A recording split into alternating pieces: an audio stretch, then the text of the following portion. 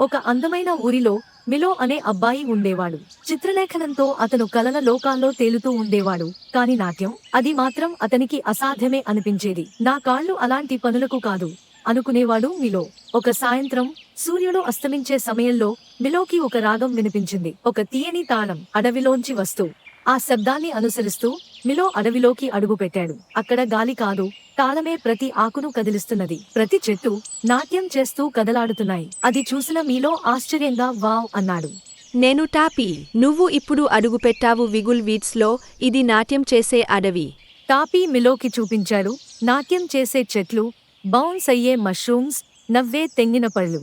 మిలో మొదట ఆశ్చర్యంగా చుట్టూ చూసేవాడు. తర్వాత తెలియకుండానే అతని పాదం ముందుకు జారింది. నెమ్మదిగా కదిలింది. ముఖంపై చిరునవ్వు వెలిగింది. నేను డాన్స్ చేస్తున్నానా? నన్నెప్పుడూ నాట్యం చేయలేను అనుకున్నాను కదా.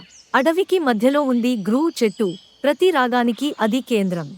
కాని ఆ చెట్టు తాళం తగ్గింది. ఆవేదనగా మారింది. వేరుల నుండి వచ్చాడు నిశ్శబ్దం. ఒక నీడ, ఒక చీకటి. మిలో నాట్యం చేశాడు. టాపీ తోడయ్యాడు. ప్రాణులు కూడా కలిశాయి. అంతా కలసి తాళం తిరిగి పుట్టింది. నిశ్శబ్దాన్ని వెనక్కు తోసింది. గ్రూ చెట్టు తిరిగి వెలిగింది.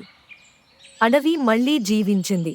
మిలో మొదలు పెట్టాడు. టాపీ కలిశాడు. ప్రతి జంతువు, ప్రతి చెట్టు ఒక్కటిగా నాట్యం చేసింది. తాళం తిరిగి పుట్టింది.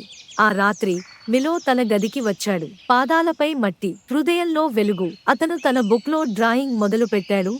చెట్లు, మష్రూమ్స్, టాపీ. ఆ ప్రతి గీతలో అడవిలో జరిగిన మాయాజాలం ఊహల రూపం దాల్చింది.